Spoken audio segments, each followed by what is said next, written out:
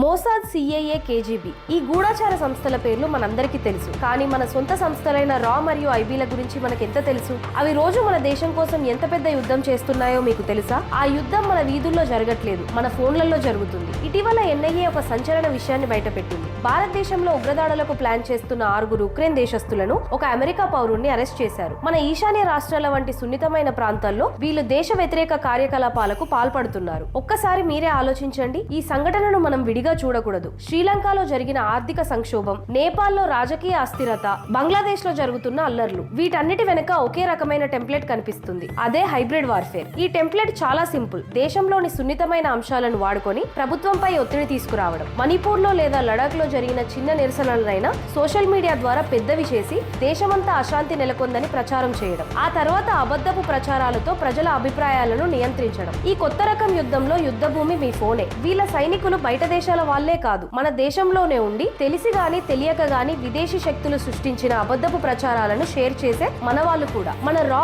IB ఏజెంట్లు రోజు ఈ కనిపించని శత్రువులతో నిశ్శబ్దంగా పోరాడుతున్నారు. కానీ ఈ యుద్ధంలో వాళ్ళు ఒంటరిగా గెలవలేరు. మనందరి సహాయం కావాలి. సోషల్ మీడియాలో కనిపించే ప్రతిదీ నిజం కాదు. ప్రభుత్వానికి, మన సైన్యానికి వ్యతిరేకంగా వచ్చే ప్రతి వార్తను గుడ్డిగా నమ్మకండి. దాన్ని షేర్ చేసే ముందు ఒక్కసారి ఆలోచించండి. దాని వెనుక ఉన్న నిజాలను తెలుసుకోండి. ఈ ఇన్ఫర్మేషన్ వార్ఫేర్ లో మీరు ఒక ముఖ్యమైన భాగం. దేశ భద్రత మీ బాధ్యత కూడా. ఈ విషయంపై మీ అభిప్రాయాన్ని కామెంట్స్ లో తెలియజేయండి. ఈ హెచ్చరిక ప్రతి భారతీయుడికి చేరాలంటే ఈ వీడియోను షేర్ చేయండి.